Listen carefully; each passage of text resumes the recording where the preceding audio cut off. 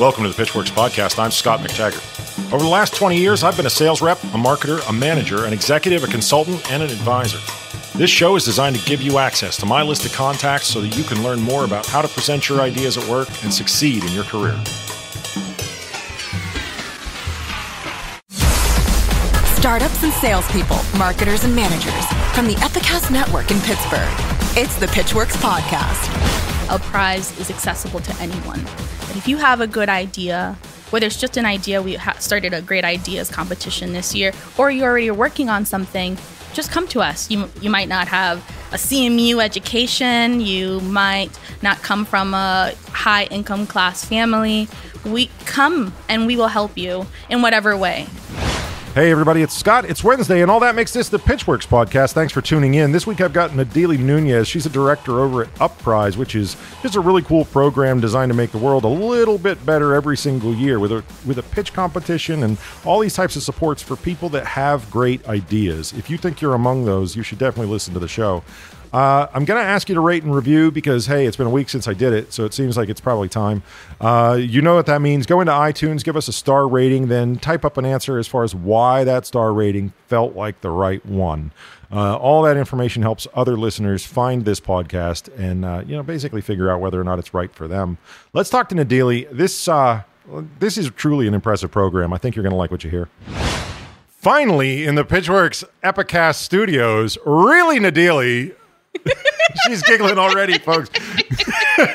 Nadyli Nuñez, director over at UpPrize. How are you? I'm great. You enjoy that too much. I do. It's great. And I think only just because when I met you, and Tomer from Blast Point is the one that introduced us, and he says, look, you're going to have this urge to say Nadyli when you see her name written out, and that's not it. He's like, it's Nadyli. And I said, okay, fine. That's not the most uncommon. Again, I'm MacTaggart, for God's sake. It's like you got to have a sense of relativism here, right? And then I started following you on Twitter pretty much right after that, and I caught your handle was really Nadyli, and I went, oh God, that's from a brander and marketer's perspective. That's brilliant. Well, thank you. I can't compliment you enough because you have to have problems with people pronouncing your name correctly. Absolutely. I mean, I get Nadyli, Nadyli. Yeah. I will admit, when I went to elementary school for 3 years, I wanted to fit in because everyone knew each other. Right. I did let them call me Nadyli for 3 years. Makes sense. They still Little think kids that's wanna my fit in, name. right. Yeah. So what is UpPrize for the people who aren't already familiar? Sure. UpPrize, the BNY Mellon Social Innovation Challenge, looks for ideas and solutions that can improve the operations of nonprofits or improve the lives of marginalized populations in southwestern Pennsylvania. That's really well. This is not an accusation, but that sounds well rehearsed. I write it so much when we have to write press releases or we have to explain it to someone. This is a sentence I write all the time, to the point where whenever there's a word that has 2 P's, I capitalize the second P. Right. That's how you spell UpPrize.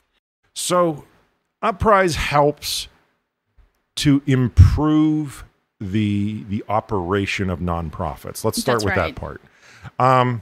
Because in my experience, nonprofits a lot of times are underfunded. Is that a fair statement? Yes. And the people that are there, I can liken them a lot of times to startups that have people who know the product but maybe don't understand the legal or the accounting or whatever. Like, they're really good at the thing that they focus on, and they're trying to grow and expand and serve more people, but the capacity is not there. So here comes UpPrize to say, like, here's a way to optimize your operation. Is that it? That's exactly right. I mean, nonprofits are facing dwindling budgets, but increasing demand for their services. And so they are in a really tough position. And oftentimes, nonprofits are some of the last adopters of technology. And they don't have the money to test out an app or software or build one.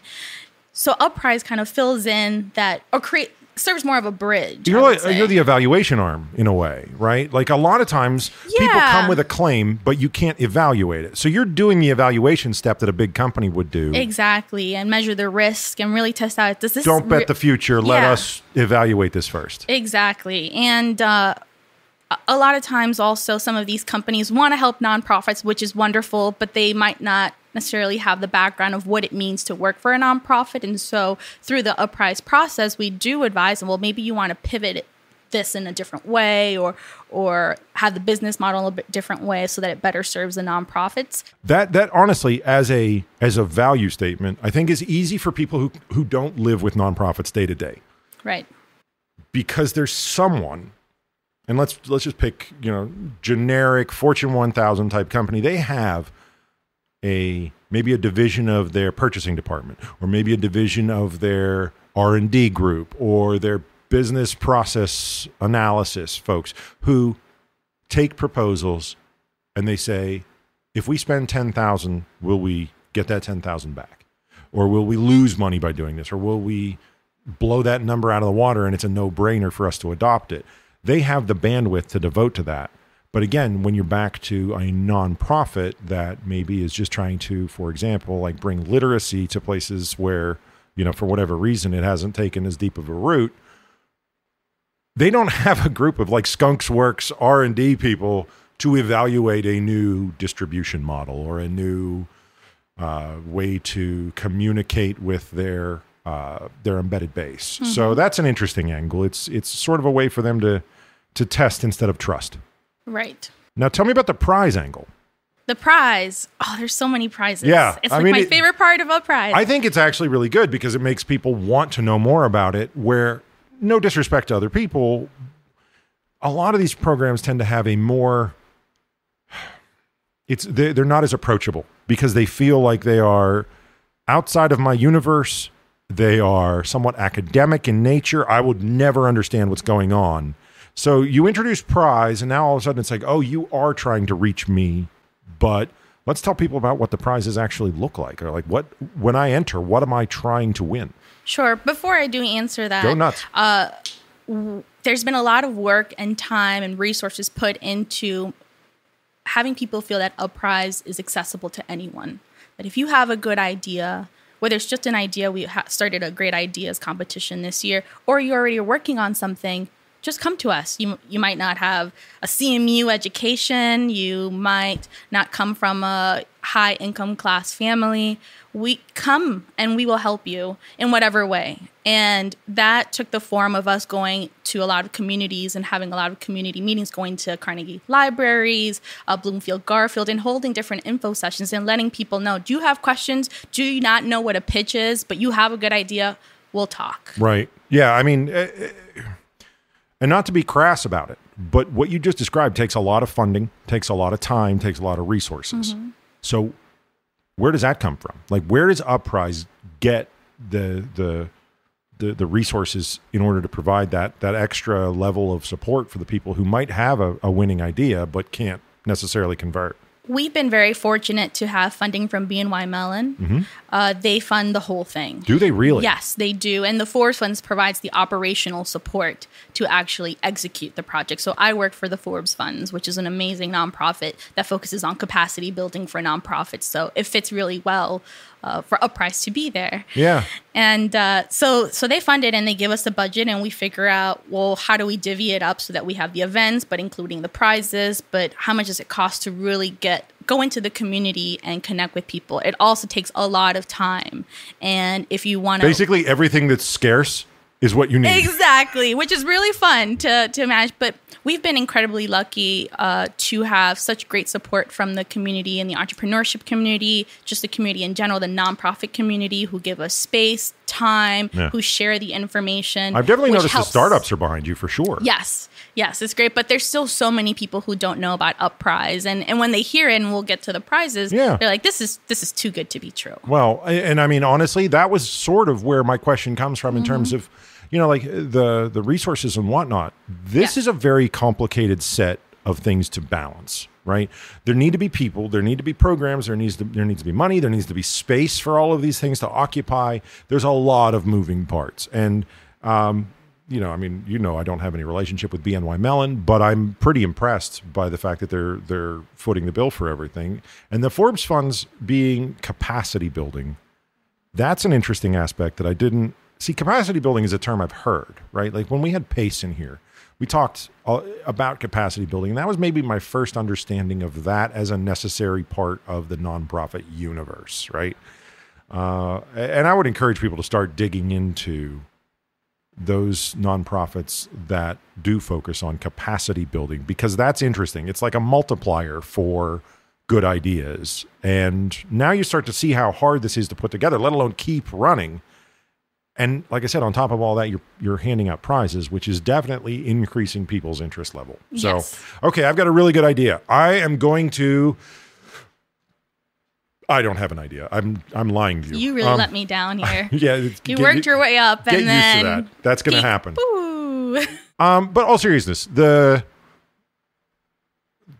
muse strikes, I've got this great idea, and I'm just your average person. I don't have a startup. I don't have funding, but I'm sitting on something that maybe, let's go to Pace, for example, because, I mean, those are friends of ours. And we say, this is something that we saw Pace could use, and I'm sure other nonprofits could also use it. So what's the first step? That's a great start, actually. Yeah. For our Great Ideas competition, which is different from the previous UpPrize iterations that people have seen. Yeah. So for the Great Ideas, you really just have to have this kind of concept. And of course, you have to have a little bit more thought into it. And ideally, maybe spoken to Pace, for example, would probably back it up somehow. This is how I know it's true. We just want to make sure you're not thinking of an idea in a vacuum. And we see that so much. Right. So you have an idea and you apply for the Great Ideas competition. The prize for that is $5,000 because you're just to get you started. Right. And now by applying and getting that $5,000, I am now in charge of this idea. Yes. You are now in charge of it. I can't just go, hey, Nadyli, here's an idea. I'm outie. No, there's a contract that you need to sign. Yeah. And we check in with you, make sure that you're using it. But so also, you better make sure you actually want to be. Yeah, in but we this. also check in to see is there anything we can help, because we have a network, we have so many resources, and we are so open to sharing that with anyone who applies. Really, there are people who apply and don't move forward, and they reach out and they ask, why didn't I move forward? And we help them. We provide feedback and say, but if you want to talk to someone, we try to connect them to someone that can, if we can't help them or they haven't moved in our process, we can connect them with someone else. The idea and the payoff are really still the mission. Mm-hmm. So, yeah, I mean, if somebody throws you a great idea, it's not like it's wasted. It's just they can't.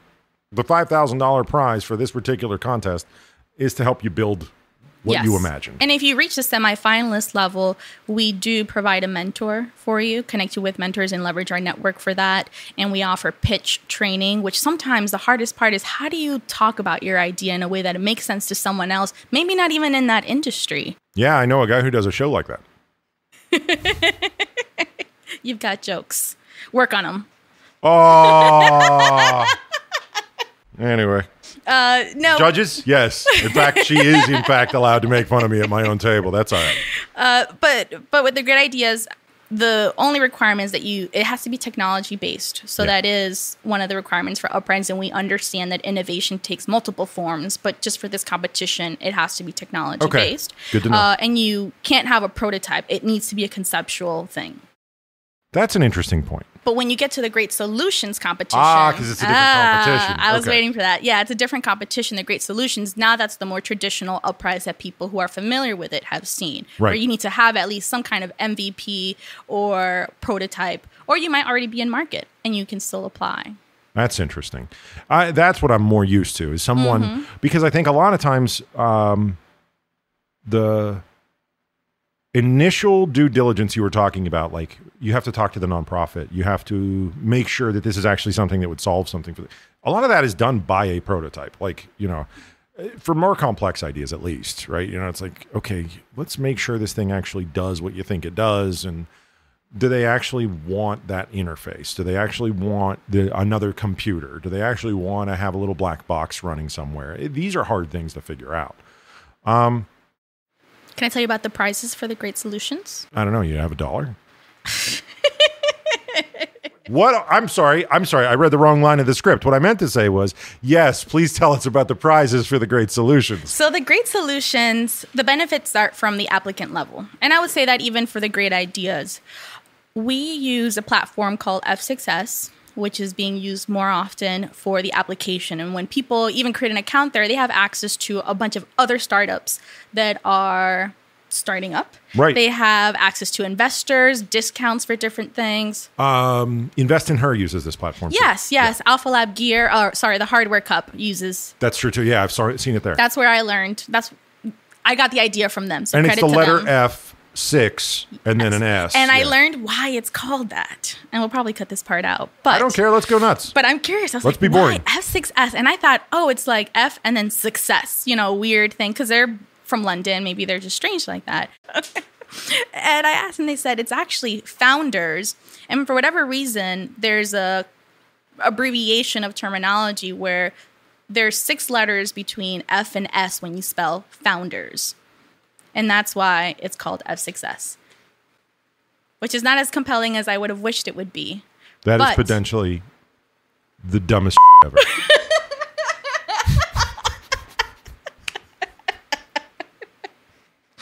I'll pass on the feedback. Other than, the interesting name, they've been incredibly helpful. They're super responsive. Sorry I did that to you. You didn't do anything to me. I kind of did. I still feel guilty. No need. Moving on. Listen, Anyway. you need honest people in your life. True story. So I appreciate it. So we use that platform, so they have access to all these other things. So that's one. But once you're selected as a semifinalist, I mentioned, they also get mentors. We do a pitch training, and we also connect them to a pitch coach provided by BNY Mellon. So Nice. it's typically an executive at BNY Mellon to do a one-on-one coaching. Yeah. And pitch training, we have someone in the field who can provide just a general training for everyone because the semifinalists do have to deliver a pitch. So what are they doing? Like general structure, like beginning, present your problem, present your, proof that that's a problem, that sort of structure kind of a training? Sure. So if anyone who's given pitches before, they understand that the pitch changes depending on who the audience is. Right, yeah. So what we communicate... And what you want them to do. Exactly. And we understand that. So we tell them, what is a successful pitch in UpPrize? Yeah. What do we want to hear? Because the whole concept about talking about social innovation and helping people is sometimes mind-boggling to people, and they focus more on how much money are we going to make or what's the profit, and we really want to know what's the social impact of your idea or your solution. Right. Now, we do want a company or whatever the idea to be sustainable, right? How are they thinking to fund this? You can't keep shoveling money into it over and over again. Exactly. And don't get me wrong, I believe the number is nonprofits in Allegheny County bring about $4.4 billion in annual revenue to the county. So that's a lot. That's a market that people aren't thinking about. Yeah. And one of the things that we preach all the time is how can we get existing companies who already done all the work, who have already developed and worked out the kinks of their technology, and see how can they maybe change it a little bit or just offer it at a more reasonable price for nonprofits. Yeah, I get that.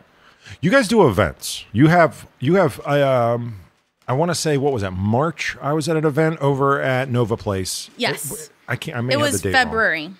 But that was the launch event. Yeah. How often do you do those types of events? Because that seemed like that was a huge smashing success. That was just a way to get everyone together and say, UpPrize is starting. But who's Get everyone, ready. right? I mean, that was a good group of people who I find put their money where their mouth is, fairly influential people who would actually do what they can, to make waves for you, make the program successful. Is that going to be like a regular thing? Because it seems like it went off really well with people that will actually lead block for UpPrize and make things happen for you. We don't do as many events like that. Yeah. Because it kind of happens on its own in the background, and there's so many get-togethers already with the same entrepreneur. I go to a lot of entrepreneurship events, and I see a lot of the same people. But you want to stand apart from you are trying to stand apart because you're not looking necessarily for entrepreneurs. You're looking for problem solvers. Fair statement? We're looking for problem solvers, yes. And that's what innovation and social innovation is all about, is how can we, it might not be, what's a novel way to solve these social problems? And the novel way might not be a new thing. Apps exist. They already exist. Right. But can we create an app that serves a nonprofit? Yeah.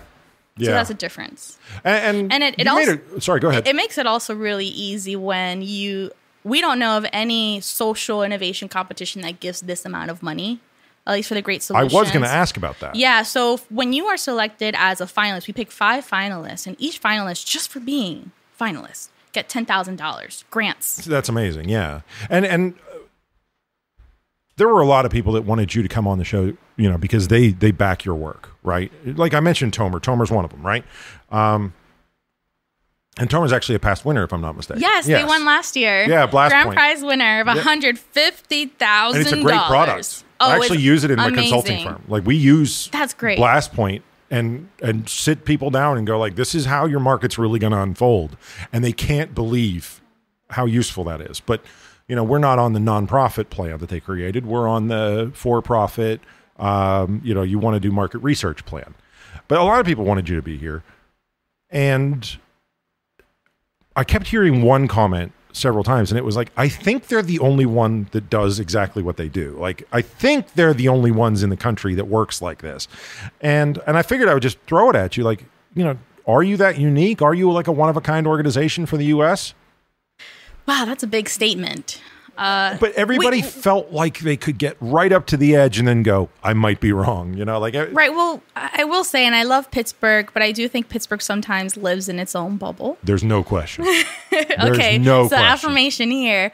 But listen, as far as we can tell, we do research on social innovation, what's happening around the country, and there are people doing work in this area. But in terms of this pitch competition and the format that it holds and the amount of money that we're giving, we don't see anything like that. So you're distinctive. You may not necessarily be one of a kind, but you stand out on key metrics like how much money you're giving away, how much impact you have. I mean, I know you can measure that somehow. Yeah.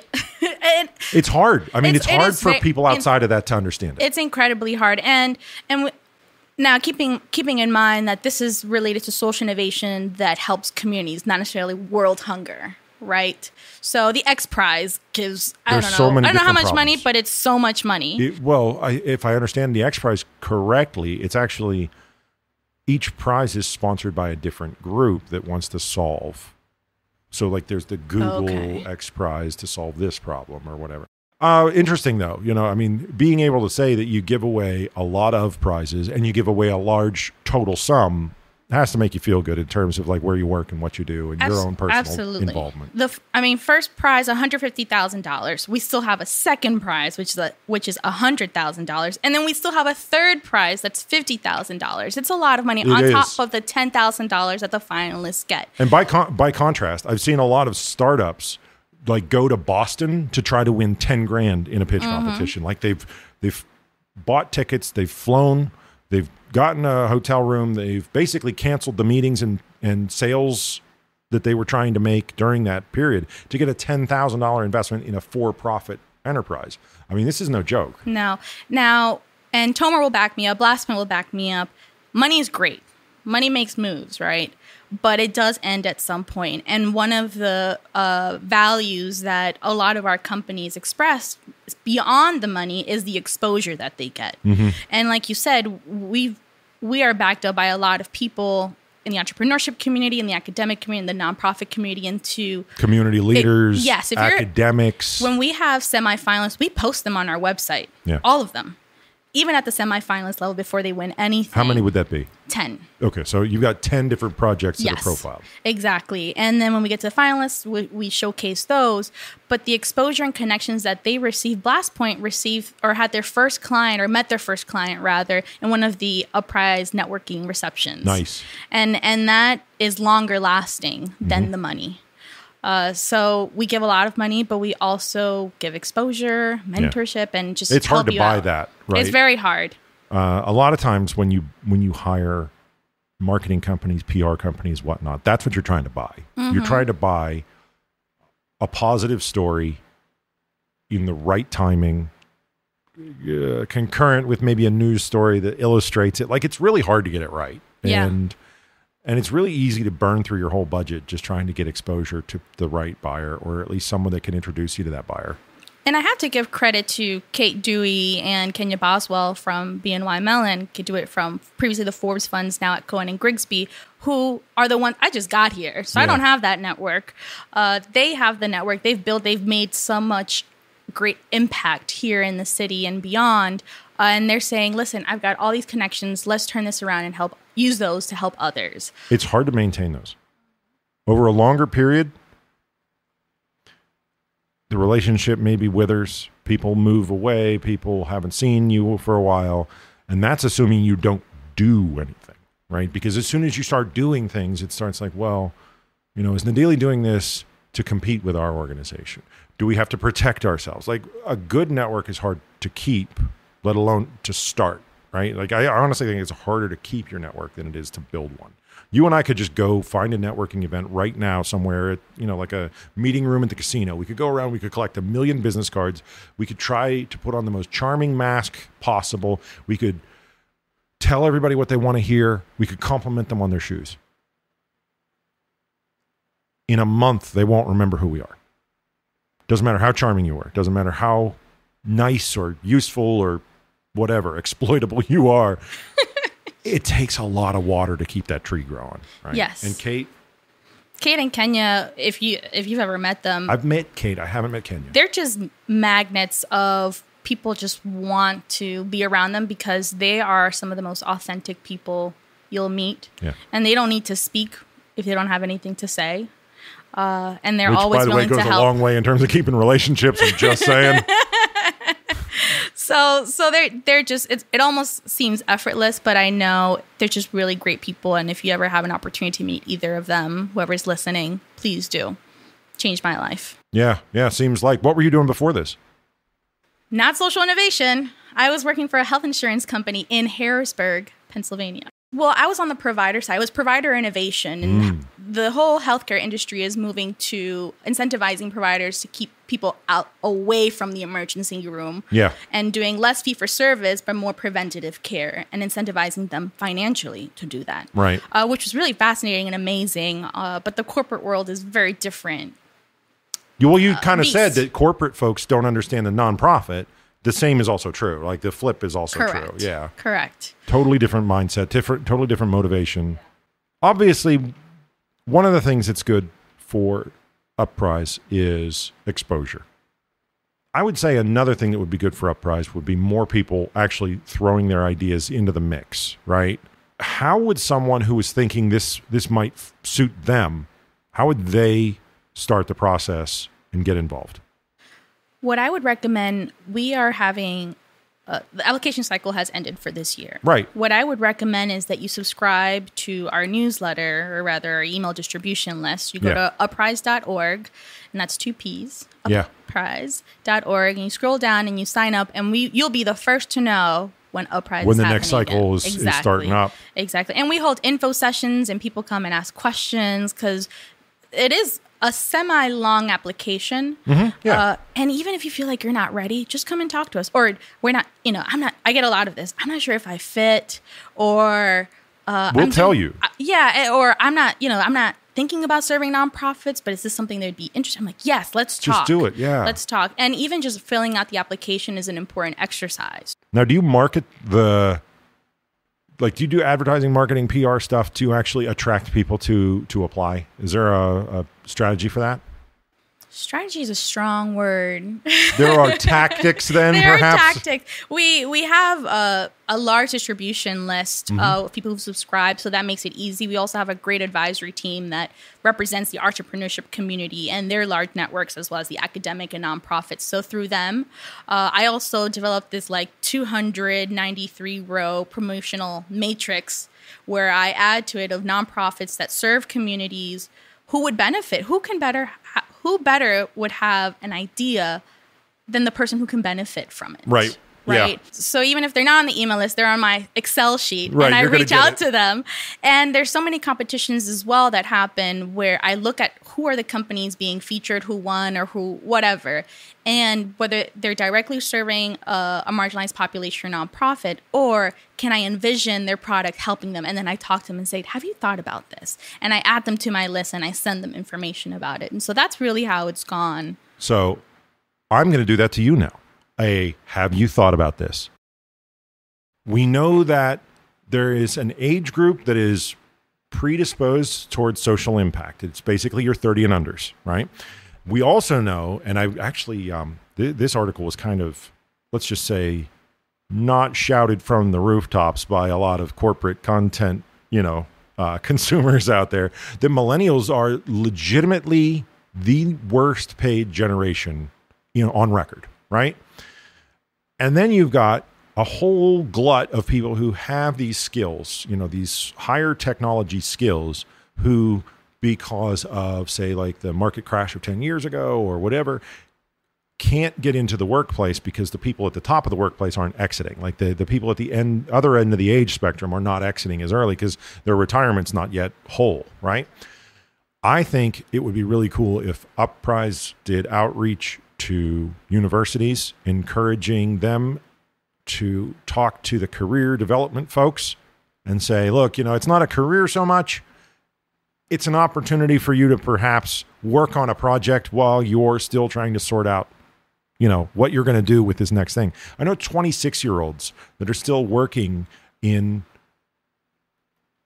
look, it's hard work. I'm not trying to take anything away from the job, but it's not the job they went to school for. They're making loan payments that are ridiculous, and they're not able to cover them.